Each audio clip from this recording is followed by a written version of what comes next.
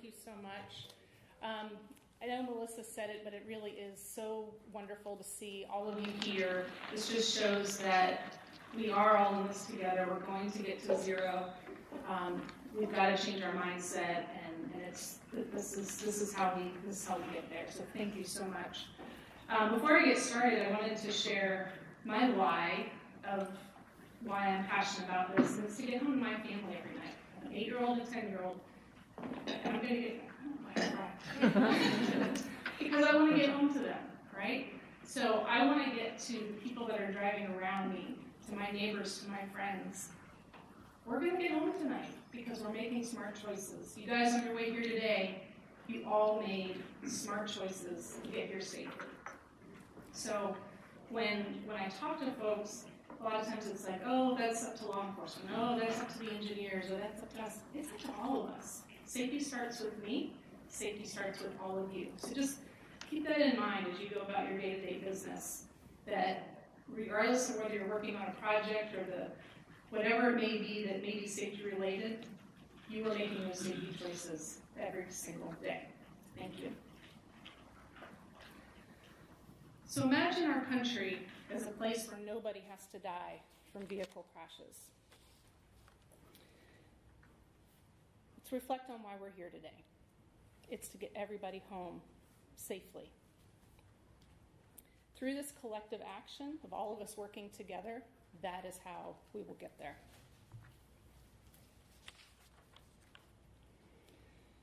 So unfortunately, our current reality is that 1.25 million people were killed globally last year. I think I looked up the population for Brevard County, and I think it's around 600,000. Does that sound right to anybody? So double that. Double the population of Brevard County were killed globally last year. In the U.S., 36,000 people were killed last year. That's 100 people a day. That's more people than are sitting in this room right now a day. That's a lot of people. And many of those were our most vulnerable, our people walking. In Florida, back when I had 8 people sitting in the front row, 8 people in Florida today woke up, went to work, thinking they're going to go home tonight, but they're not. In Brevard County, last year, we lost over 100 people. Again, that's 100 people not going home to their families, lives shattered forever. We can make a difference to that. We can drive those numbers down. 32 of those people were walking and biking, 437 seriously injured. I think a lot of times we focus on the fatalities, but look at Melissa's brother. Day before, life perfectly fine. October 24th, life changed forever. I look back at the numbers to just kind of understand how many, how have we changed over the last decade. And so our fatalities in Brevard County rose 26% since the year before. 96% since 2012. We are not going in the right direction. That is why we're all sitting in here today. This is what we're trying to change.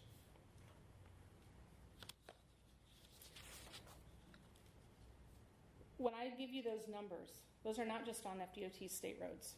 Those are all of our roads, city, county, state.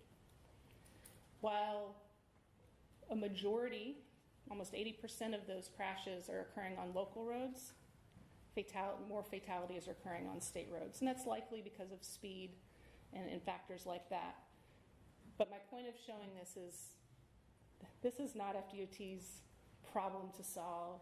This is not Brevard County's problem to solve, or the city of, you guys have a lot of cities in Brevard County. It's not ours alone. This is something that we all need to be focused on. So how do we reach that goal of zero in the United States?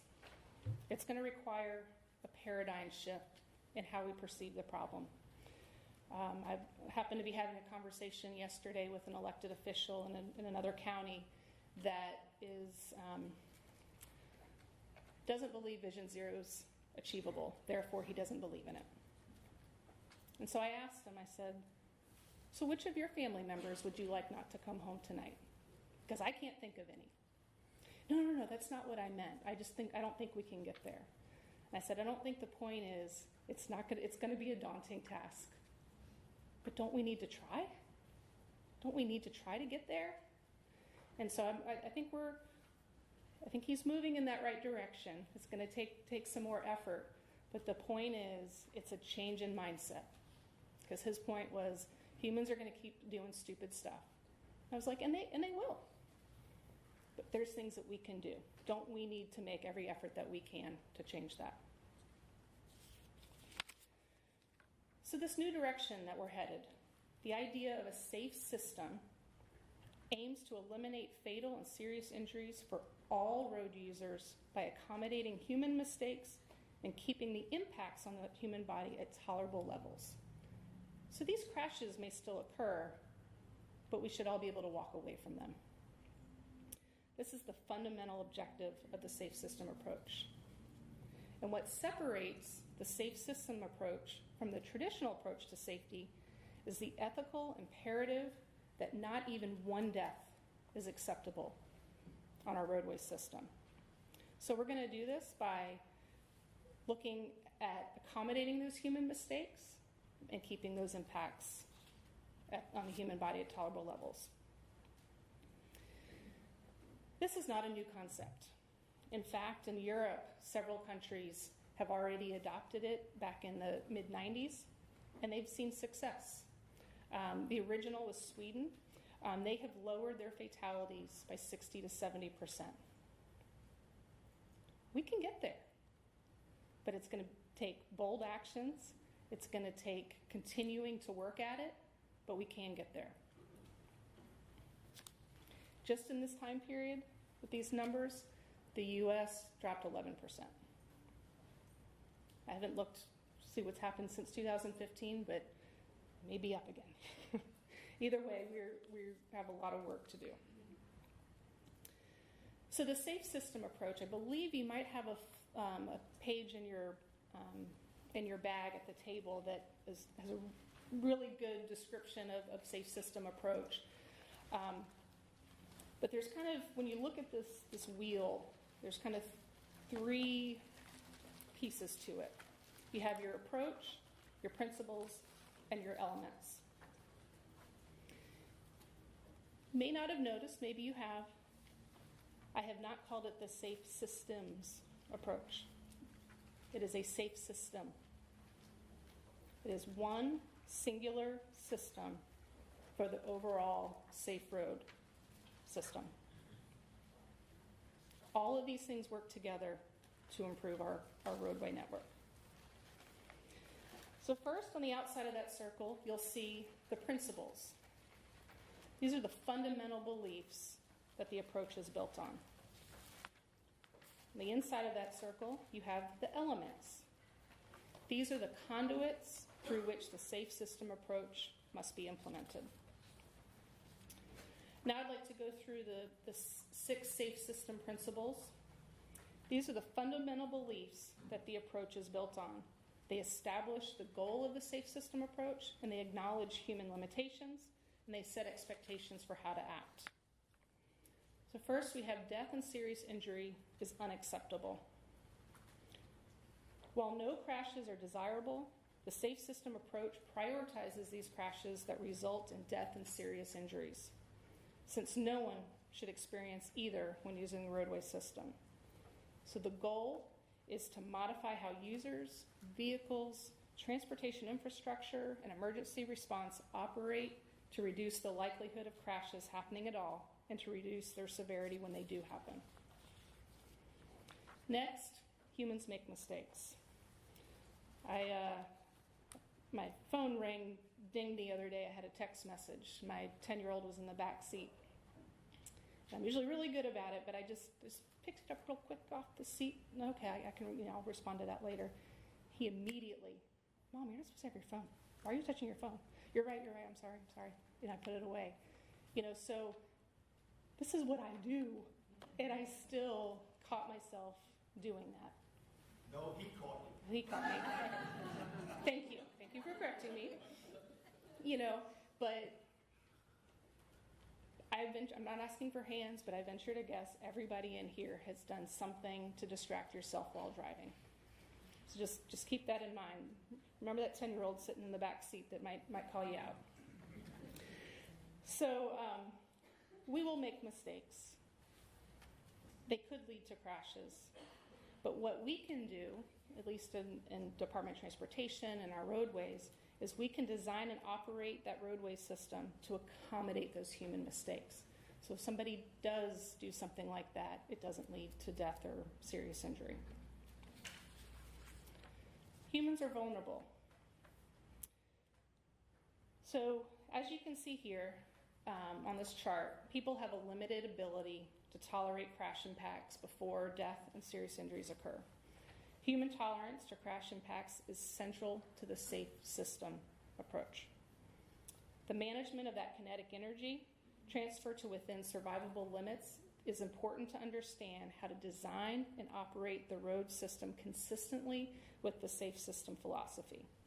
The safe system approach focuses not just on managing speed, but managing that transfer of the kinetic energy. Next, we have responsibility is shared.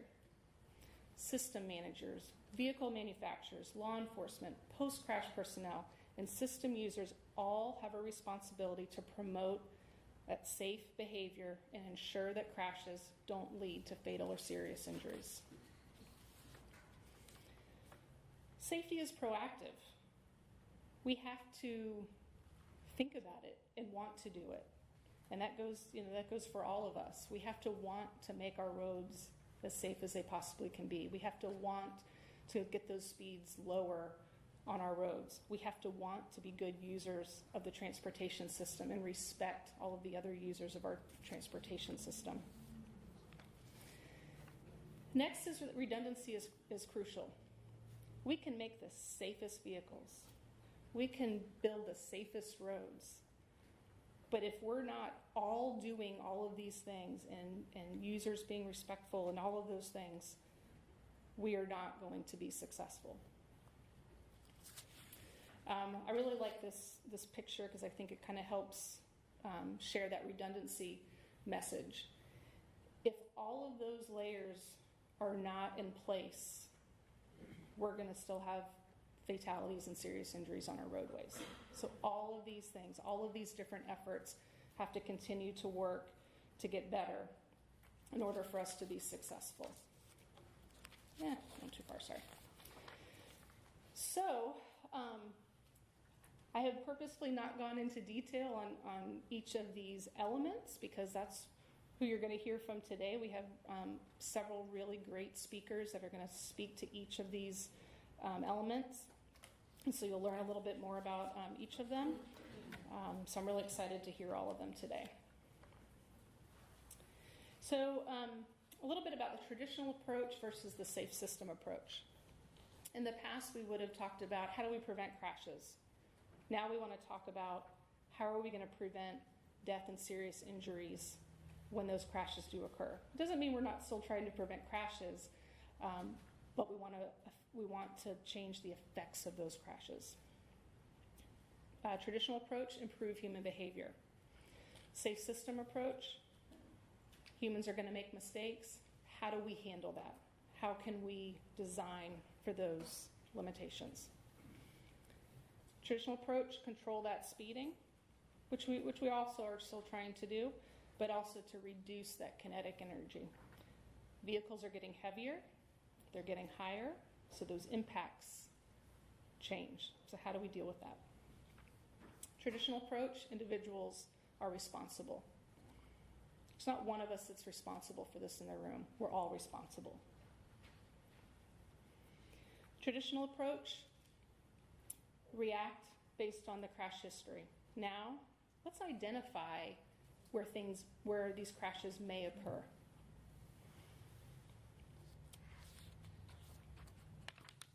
All right, so there's a ton of great resources online. Here is one of them from Federal Highway, getting to 0 deaths. And so implementing the safe system approach is our shared responsibility. We all have a role. We all need to every day think about what more we can do to further this approach. I like to end my presentations with a safety second because it takes just a second to be safe. This month is Stay at the Scene Month. This law was put into place in 2014 after a cyclist was hit by an impaired driver. I don't remember all the details, but basically the driver did not get very much time because of this crash, and he left the scene. So now the law is, if it's a fatality, it's a minimum of 4 years in prison if you leave the scene. Unfortunately, we had an example here in Brevard County at the beginning of January. A truck did hit a cyclist on A1A. He did leave the scene. He was caught several hours later. It's hard to see in this picture. I guess you can see it pretty good up there. You're not getting very far if that's the damage to your vehicle. So, not that I think anybody in here would leave the scene, but if something does happen, please stay at the scene. With that, 0 is our goal, and a safe system is how we will get there. Be happy to take any questions.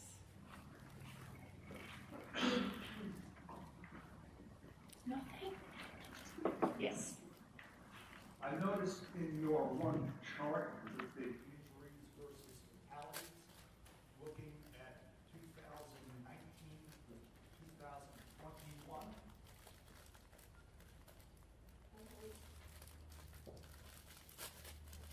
Yeah. If you look at the serious injuries, they're kind of a slight downward trend. And if you look at the traffic fatalities, they're on an upward trend. I know we've talked about the influence of COVID. Could you shed any light?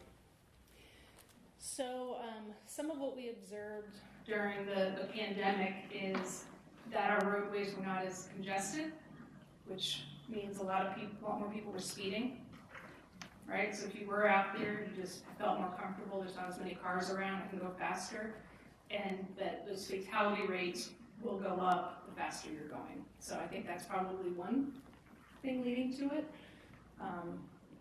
But yeah, it'll be interesting to see how the pandemic affects things, and you can see with the crashes, we're going back up again. That top line is the crashes. Yes, Pete. Well, first, thank you for being a good safety engineer. Ready to go? Okay. Well, glad to have you on board and glad to have a voice at the DOT looking out for us. And a concept I learned from you today was kinetic energy. We kind of talked earlier, and you said, well, vehicles are getting taller and heavier, which I'm aware of. I know that speed is under your privy and control, but what can the department do as far as kinetic energy goes?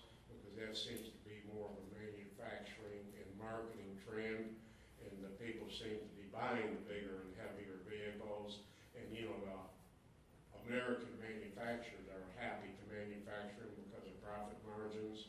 So is there any headway you can make or we're trying to make in that area?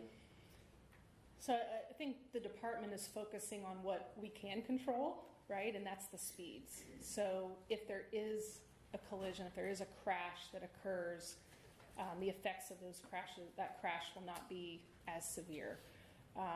So we are taking measures with target speed to lower those speeds on the roadways, and it's not as simple as just switching out the speed limit sign. It's making geometry changes to the roadway, narrowing lanes, putting in countermeasures that don't make you feel comfortable to go too fast, right? our target speed effort right now, we're looking at every single project that's coming through design, and then as they are developed in the future, they will automatically be talked about with target speed. Target speed is what speed do we want them to be driving on that roadway. Is this road 45? Is US 145? I venture to guess if we went out there and did a speed study right now, people are driving over 45 miles per hour, right? Because they're comfortable doing that. Yeah. We're doing a speed study right now.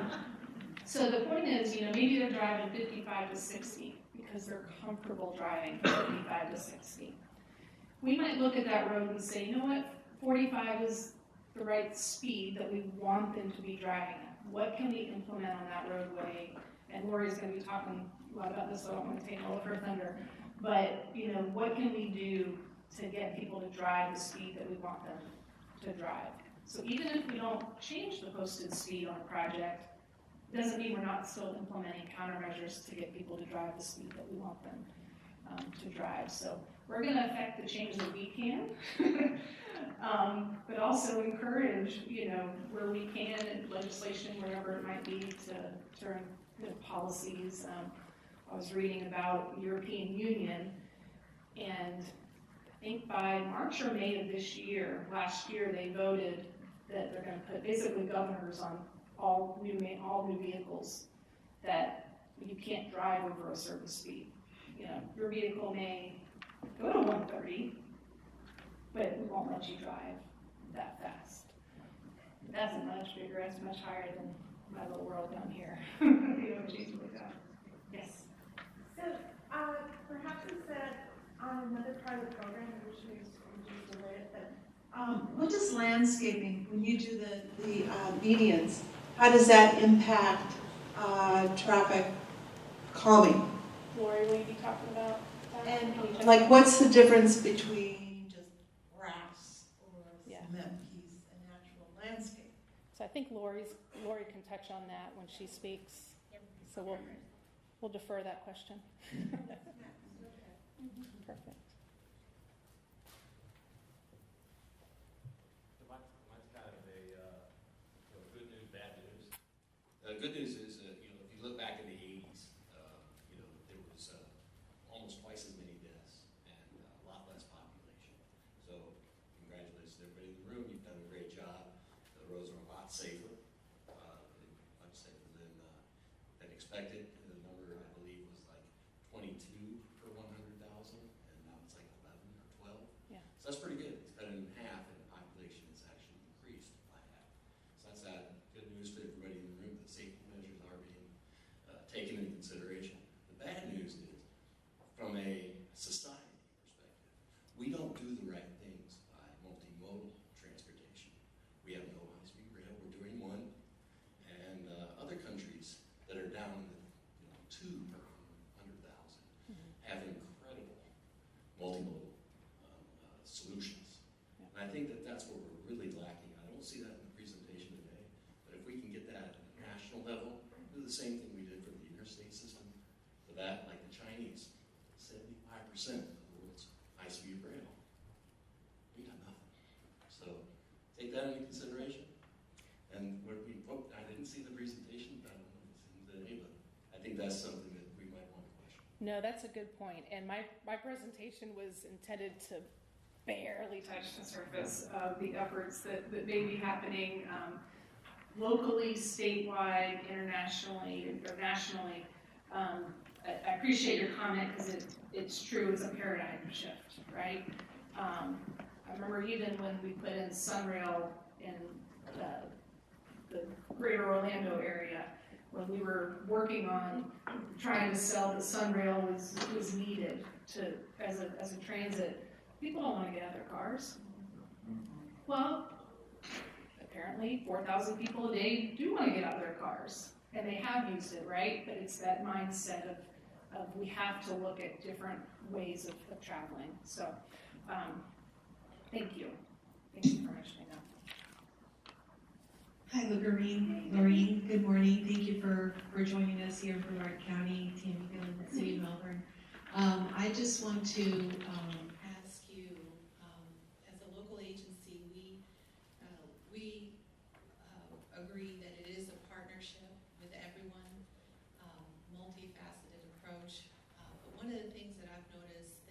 very difficult to do is get consensus within our own communities, elected officials, and are there any ideas that you have seen in other communities that have worked to sort of build that that vision and just embrace that concept? Because you can talk and give these wonderful ideas of speed reduction and look at these traffic calming ideas, but getting others to have that light bulb moment is a lot more difficult.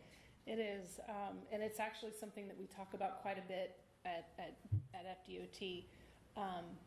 We are very focused on getting into the community and understanding what that community might need, and not just collaborating because we happen to have a project that's coming along.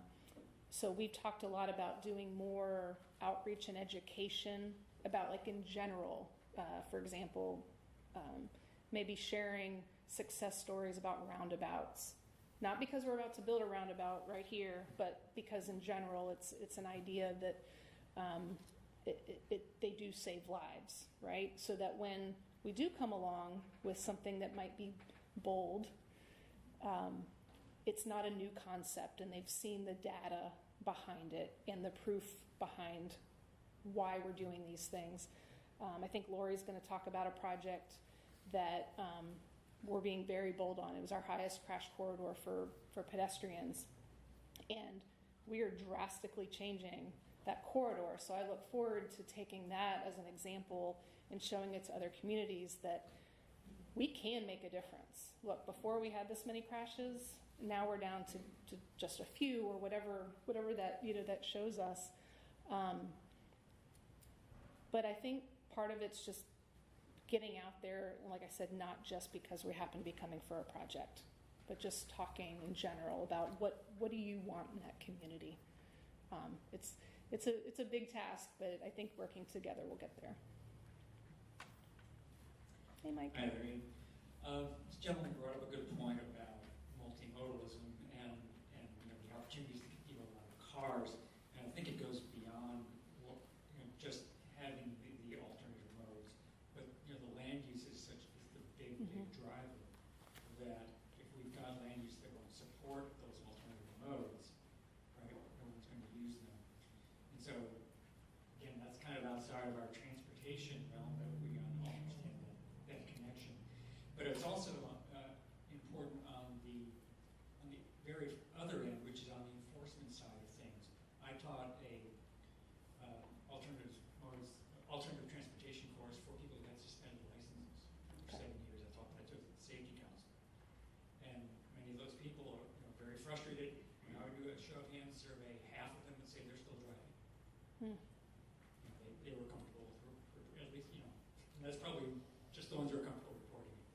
So anyway, I think it'd just be good for us all to think about the ramifications of land use choices on the safe system.